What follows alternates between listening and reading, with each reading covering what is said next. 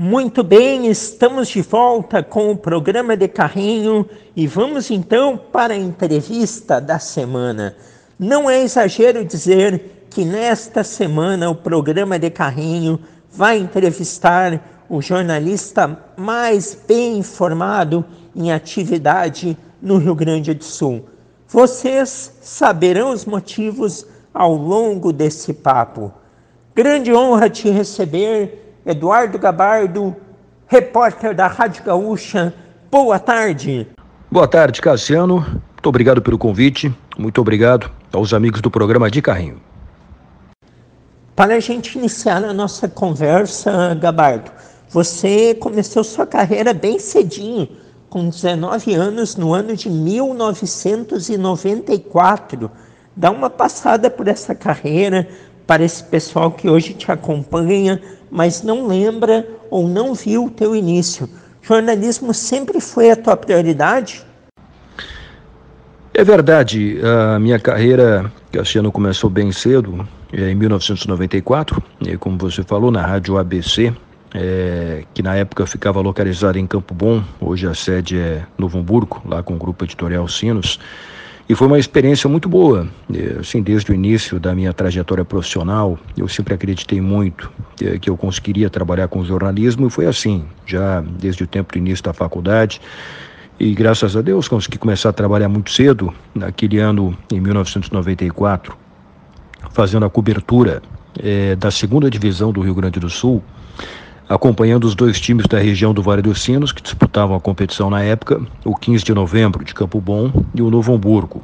Aliás, o 15 de novembro, que ali estava iniciando uma trajetória no futebol profissional que foi muito importante. Depois chegou a decisão do Campeonato Gaúcho, a uma semifinal de Copa do Brasil, foi um período muito importante.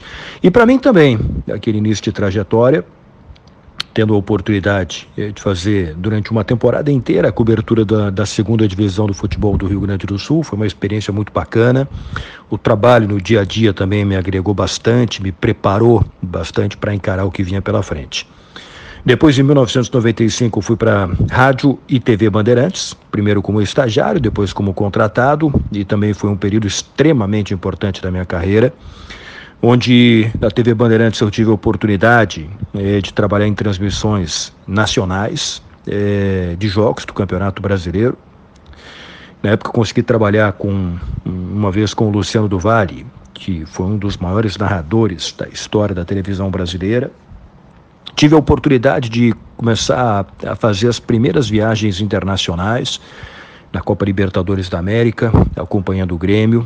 Então, assim, foi um período de aprendizado, foi algo muito legal na minha carreira. Em 1998, eu fui para a Rádio e TV Guaíba, onde também tive a oportunidade de crescer mais um pouco. Eu lembro que em 1999, trabalhei na Copa América do Paraguai, que foi aquela competição que o Ronaldinho Gaúcho começou a aparecer para o futebol.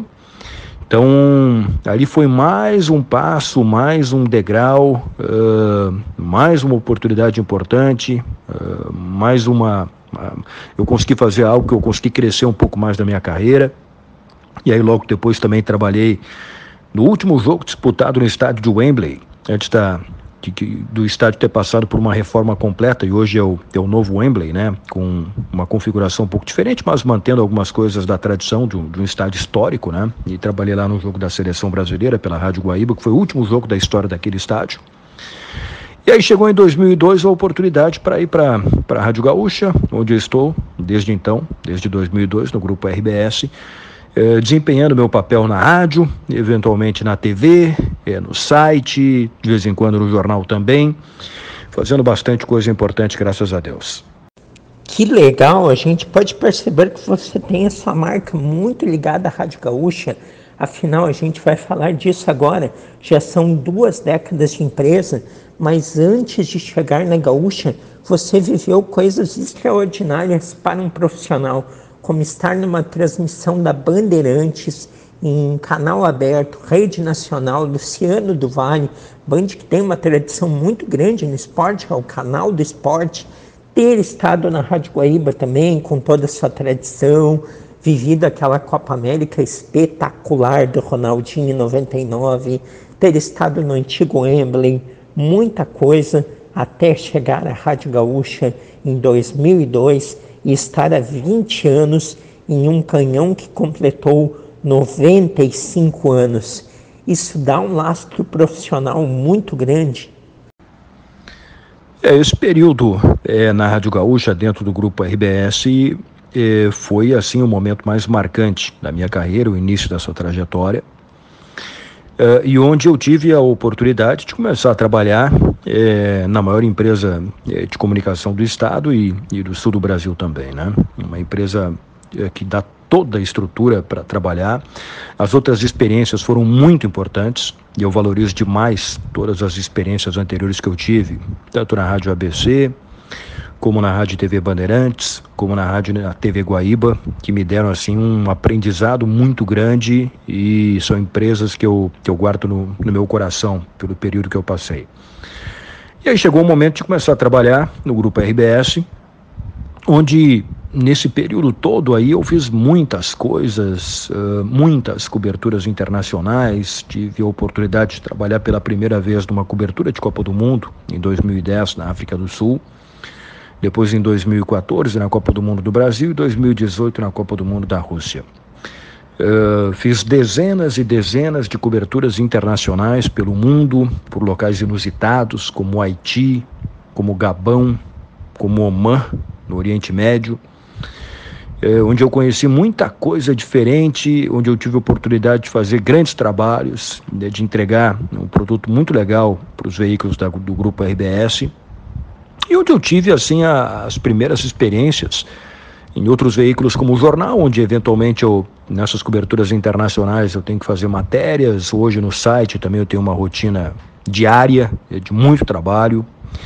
Então eu mergulhei nesse mundo digital, que também foi uma coisa nova para mim, que a RBS acabou propiciando. E eu diria assim que dentro da RBS eu vejo que a repercussão das coisas que eu faço, das notícias que eu publico, elas têm um alcance muito maior, têm um impacto muito maior.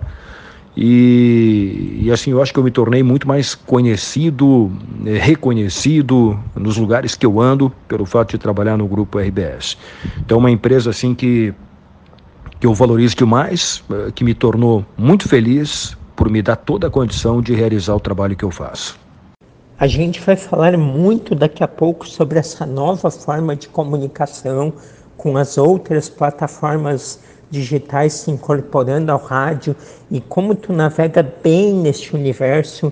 Mas antes disso, Gabardo, ao longo destas 2 décadas, muita coisa aconteceu. Uma delas foi a experiência de morar no Rio de Janeiro. Nos fale sobre isso e relembre esse período. A experiência de morar no Rio de Janeiro foi muito importante. Eu morei em 2013 e 2014 como correspondente do Grupo RBS para a Copa do Mundo de 2014, porque o Rio de Janeiro era o coração da Copa, onde funcionava toda a organização da Copa, onde ficava o comitê organizador local, e onde a FIFA tinha um escritório para organizar toda a Copa do Mundo. Então lá eu acompanhava, antes de começar a Copa do Mundo, porque a Copa do Mundo é muito mais do que o futebol, né? Tudo que é feito em termos de estrutura para o país, para receber um evento desse porte, desde reformas em aeroportos, estradas, avenidas, hotéis, preparação de hotéis, de estrutura hoteleira, enfim, toda a transformação que as cidades passam para receber um evento desse tamanho. Então eu acompanhava muito isso, né? Como todo esse trabalho que era feito, acompanhei de perto e trouxe notícias exclusivas, como aquela confusão das estruturas temporárias do estádio Beira-Rio, que quase tirou o Beira-Rio da Copa do Mundo. Então, assim, foi um período de muito trabalho em todos os veículos do Grupo RBS, Rádio Gaúcha, TV Com, RBS TV, Jornal 0 Hora, os sites do Grupo RBS. Então foi um momento assim marcante na minha carreira, porque a Copa do Mundo é a maior competição do esporte mundial, é o maior momento do futebol mundial, né, é o auge do futebol mundial, e poder acompanhar durante 2 anos de perto como que um evento desses é preparado é muito importante. Então lá eu fazia também um trabalho representando institucionalmente a RBS com a FIFA, eu tinha reuniões semanais com os organizadores e poder realizar essa experiência de acompanhar de perto uma organização de uma Copa do Mundo foi algo assim que eu considero sensacional e que me agregou muito. É uma coisa que eu vou levar para o resto da vida. Bato, toca num ponto, Gabardo, que foi essa confusão pré-Copa do Mundo de 2014. Como tu deve ter tido trabalho. Era obra que a gente não sabia se iria ficar pronta, estádio que seria concluído, não seria concluído, atraso, assinatura de contrato, assina, não assina, estrutura temporária. Deus do céu, que loucura que foi aquilo. Bom, tem ruas em Porto Alegre que obras ainda nem saíram, né, para a Copa do Mundo. Mas eu quero tocar contigo em um outro assunto. A forma de comunicar hoje está muito diferente do início do século para os anos mais recentes, especialmente com as redes sociais e o aumento de meios independentes e a instantaneidade das informações. Nesse sentido, os meios tradicionais tiveram que ir se adaptando a essas tendências e a Rádio Gaúcha, com todo o seu poder de investimento, caminhou e ainda segue avançando nesse processo, adicionando mais transmissões por vídeo entre os conteúdos digitais já existentes. Fala dessa transição pelo ângulo do profissional. Tu demonstra ter se adaptado muito bem e hoje trabalha com muita naturalidade, não é? É verdade. Essa adaptação é muito importante, porque com a transformação que a gente está vendo no jornalismo, as grandes empresas têm que se adaptar a isso, né? E a RBS assim está dentro desse processo, né? Pela importância da empresa, não podia ficar de fora. Bom, primeiro, eu já tenho uma alteração muito grande na minha rotina. Antes era um trabalho mais concentrado no dia a dia em rádio e que hoje se transformou muito num trabalho digital de entrega de conteúdos para o site Gaúcha ZH. E as matérias, as colunas digitais que são feitas são todas imediatamente direcionadas também para as redes sociais. Elas rapidamente já são direcionadas para Twitter, para Facebook, para Instagram e por aí vai. E hoje a gente tem também, né, através do YouTube, a possibilidade de ter a transmissão dos jogos num formato em vídeo, com a apresentação do trabalho que a gente faz em rádio, só que mostrando ali no vídeo como é que é feita a nossa transmissão.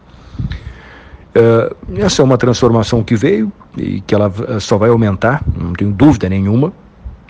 E as pessoas e os veículos que não estiverem adaptados a isso, certamente vão ficar para trás. E é o que a gente está fazendo lá, né?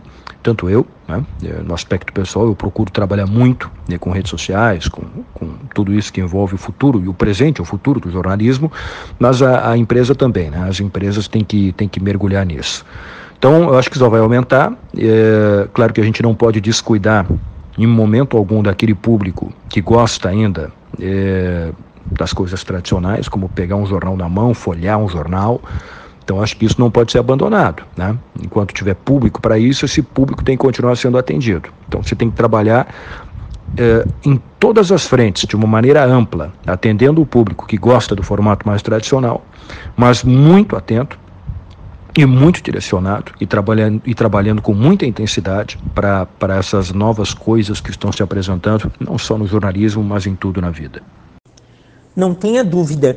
E, Gabardo, você pode achar exagero, mas aqui no estado atualmente, quando se ouve que tem notícia do Eduardo Gabardo, o pessoal já sabe que é quente.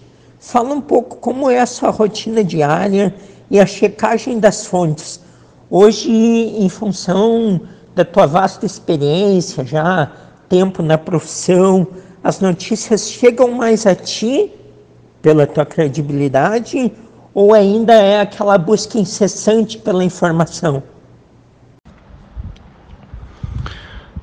Olha, Cassiano, a minha rotina diária em busca de notícias, ela algo que me dá muito trabalho, assim, porque é muito difícil, assim, normalmente, de maneira geral, as notícias não caem do céu para mim. Eu preciso ir lá buscar elas e é bem difícil buscar essas informações exclusivas, essas informações mais importantes. Então eu tenho uma rotina diária de muita busca por informação, de muito trabalho, onde eu faço lá uma ronda de contatos, onde eu falo diariamente com empresários de futebol, com técnicos de futebol, com dirigentes, enfim, com pessoas variadas aí no meio do futebol, com dirigentes, né, de federações, Federação Gaúcha, de CBF, de Comebol, de Inter, de Grêmio, os principais empresários do futebol que trabalham no Brasil.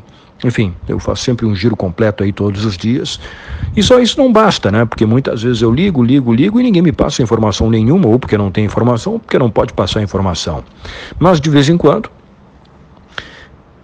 eu consigo apurar alguma coisa, eu consigo descobrir alguma coisa, não só pelo trabalho incessante, mas também pela relação que eu consegui construir com algumas fontes, algo que já vem de longa data, e é uma verdadeira arte conseguir construir uma relação com uma fonte em que hoje, no momento de tanta dificuldade para se dar uma informação precisa, correta, conseguir fazer com que essa fonte passe uma informação. Não é algo fácil, não. Não adianta só ligar, só ir atrás, esse é um passo importante, mas construir a relação é algo que dá mais trabalho ainda, e é algo que de vez em quando demora anos e anos até chegar ao momento ideal de receber informações importantes que realmente podem fazer a diferença na cobertura diária das informações esportivas. Sem dúvida, estamos aqui conversando com Eduardo Gabardo, repórter da Rádio Gaúcha de GZH, batendo papo conosco nesta semana. E Gabardo, tudo tem seu ônus e bônus. A facilidade de comunicar e levar informação nos dias atuais faz com que a sede em ter visualização, likes, alguns criem manchetes desproporcionais aos conteúdos das notícias. Quem faz isso? Atrapalha a credibilidade de uma classe que tem muitos profissionais corretos? Esse é um ponto importante, né, e que gera muito debate interno também, porque ao mesmo tempo que você tem que ser criativo em manchetes, em chamar, né, o seu material, tanto uma manchete para o site como para o seu canal no YouTube, enfim, no jornal, em qualquer lugar. Você tem que ser criativo, você tem que prender a atenção do seu público, mas tudo tem um limite, né? Porque você não pode enganar o público com uma manchete que a pessoa vai lá, abre esse conteúdo e aí lá no texto não tem o que foi prometido lá na manchete.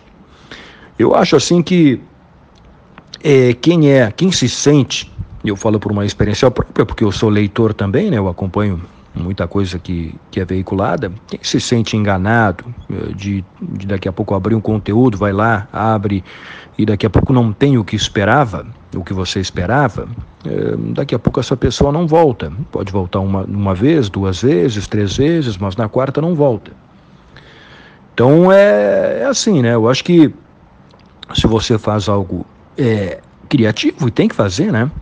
Para tentar prender a atenção e fazer com que a pessoa se interesse pelo produto que você está oferecendo, você não pode decepcionar ela lá dentro, no texto, no que está escrito lá. Então, eu acho que em algum momento você pode, digamos assim, enganar o teu público, mas isso não vai se repetir, porque quem se decepciona não volta. Então, eu acho que para conseguir se manter com bons índices de audiência, você tem que fazer um trabalho sério e atender às expectativas do teu público. Com certeza, esse é um ponto muito essencial que você colocou. E a gente vê aí, sem citar nomes, mas existem muitos canais, existem muitas posturas que vão ao encontro disso. Colocam uma vez, ganham uma grande repercussão, colocam 2, 3... mas quando vai ver, o pessoal não volta. porque o pessoal já sabe que ali tem algo que não é verdadeiro, não é? Do contrário, tu também precisa ter a criatividade de chamar a atenção. Não adianta ter um texto, uma informação bem legal e na manchete não, naquela pequena frase, não induzir o leitor de que tem coisa importante ali no conteúdo, porque o leitor precisa saber, com a variedade de opções que existe, para que se clique na notícia, é preciso ter uma ideia de que dali vai sair alguma coisa essencial, sem dúvida. E, Gabardo, entre comunicadores, existe ainda aquela disputa do antigo versus novo? Se levarmos para os treinadores, seria treinadores estudiosos versus gestores de grupo, técnicos empíricos? Entre os comunicadores, é claro que tem profissionais assim com estilo mais antigo, não tão adaptados aos tempos modernos, às mudanças que estão acontecendo. Mas de uma maneira geral, assim, eu vejo os profissionais, inclusive os mais antigos, preocupados em aprender, em saber o que está sendo feito, onde que se pode melhorar, porque eles têm consciência de que só assim eles vão conseguir se manter em atividade por mais tempo. Não são todos, é verdade, mas muitos eu vejo com essa preocupação de estudar, de perguntar e de achar alguém que possa mostrar o caminho de como fazer. E eu acho isso muito legal, porque tem profissionais assim extremamente importantes na história da comunicação do Rio Grande do Sul que têm humildade de saber que eles precisam melhorar, que eles precisam se adaptar. Eu mesmo, que estou longe de ser um profissional do nível de alguns que a gente tem aí, como, por exemplo, um Pedro Ernesto Denardim, só para citar um exemplo, né? Estou muito longe de chegar nesse nível, mas muito longe. Mas eu acho que eu que tenho 46 anos, eu preciso aprender algumas coisas com profissionais novos que estão iniciando a sua trajetória e que têm um domínio de coisas que eu não sei. Então eu procuro também aprender, procuro me adaptar, porque se não for assim, os profissionais vão ficando para trás, né? Eu acho que isso vale também em relação ao que eu falei para respostas anteriores de veículos de comunicação que não se atualizam, né? Com essa transformação que a gente está vivendo, com tudo muito rápido, isso é algo fundamental. Exatamente. E falando agora um pouco de futebol, tu é muito bem informado de Grêmio e tem acompanhado todos esses últimos anos, literalmente do céu ao inferno no tricolor. A gente vem repetindo essa pergunta a todos que vêm aqui no programa, de difícil resposta. Qual o teu diagnóstico para o que aconteceu com o Grêmio, para que chegasse ao ponto de ser rebaixado, um clube que aí há 2 anos rivalizava com Flamengo e Palmeiras na disputa de forças do país? Tem muita coisa que explica o que aconteceu com o Grêmio, né? É muita coisa. Eu acho que, em primeiro lugar, teve o final de um ciclo vitorioso, que ganhou muita coisa. Depois teve muito erro em contratações de reposição de jogadores que saíram. O Grêmio errou demais no momento de contratar.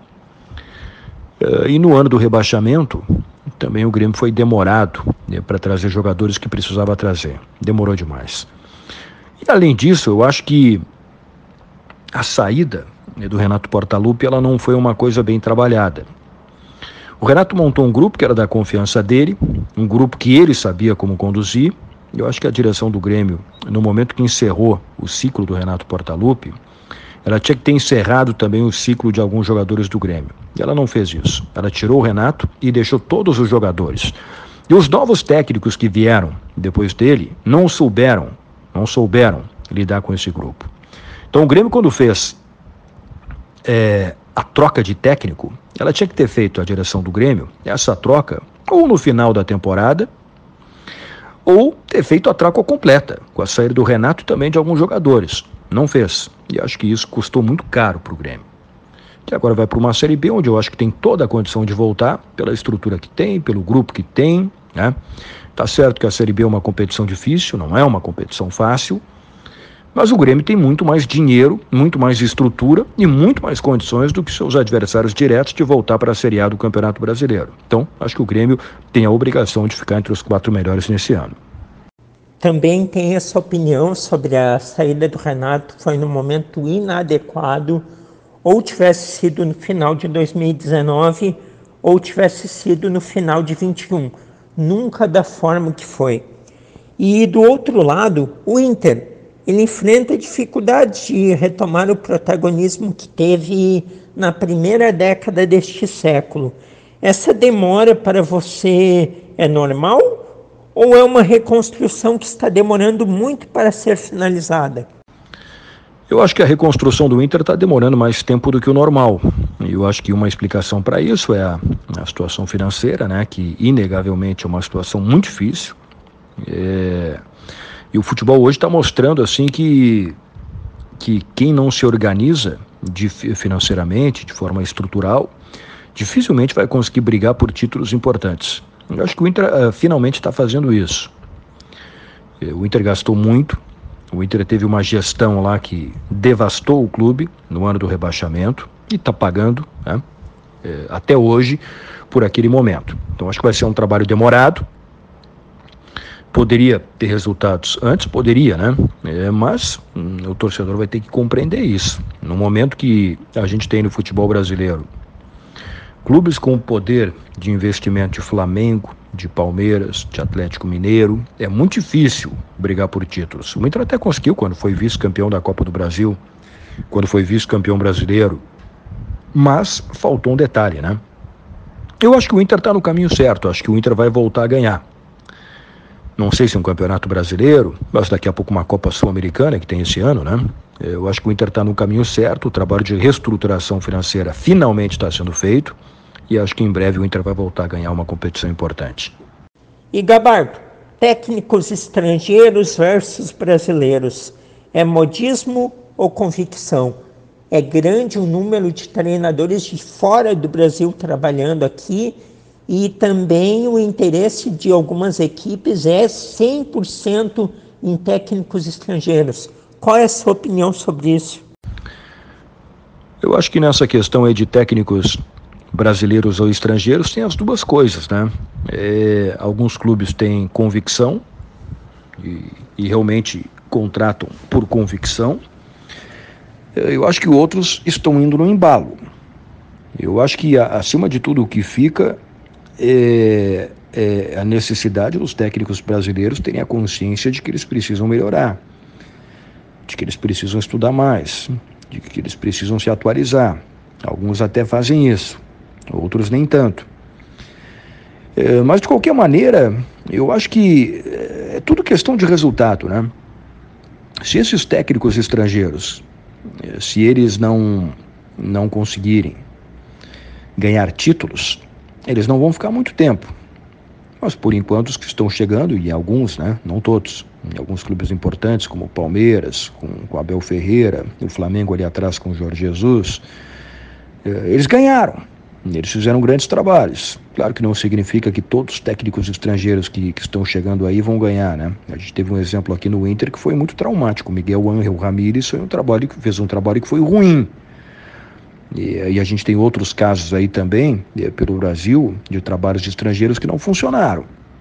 Mas eu acho que isso acontece também muito por conta dos problemas com técnicos brasileiros que ao longo do tempo acabaram decepcionando muito, né? Então, assim, eu vejo alguns clubes contratando realmente por convicção, estudando, entrevistando, conversando com técnicos, e outros que estão indo no embalo. Enfim, eu estou muito curioso para ver como é que essa situação vai se desenrolar nos próximos anos, mas acho que vai depender muito dos resultados que os técnicos estrangeiros terão aqui no futebol brasileiro. E saindo um pouco do mundo da bola, dos microfones, te sobra tempo para outras atividades fora o futebol? Eu trabalho bastante, mas claro que sempre sobra, né? Algum tempo para atividades paralelas. Eu gosto de fazer atividade física, eu gosto de ver filmes, eu gosto de ver séries, eu gosto de viajar, eu gosto de fazer um churrasco. E, enfim, eu gosto de fazer bastante coisa, né? Claro que E quando estou de folga também gosto de ver alguma coisa de esporte na TV, embora tenha muita vontade de sempre estar acompanhando os novos filmes, séries, enfim, sou muito ligado nisso, gosto muito de ficar com a família e como eu falei, eu gosto muito de viajar e conhecer os lugares novos, principalmente de férias, porque eu viajo muito a trabalho, mas com essa rotina assim de trabalho em vários veículos diferentes, na rádio, no site, enfim, tudo que aparece, a gente acaba não tendo tempo de muito conhecer, né, os locais importantes de cada cidade. Então, quando eu estou de férias, eu gosto de conhecer lugares novos. Que bacana! E futuro profissional, Gabardo, o que tu pode projetar aí do que vai vir? Sobre o futuro profissional, agora vem aí uma Copa do Mundo no Catar pela frente, né? Eu ainda não tenho a confirmação, mas gostaria muito de trabalhar nessa Copa do Mundo. Seria a minha 4ª Copa do Mundo acompanhando de perto, né, de dentro dos estádios, o Mundial.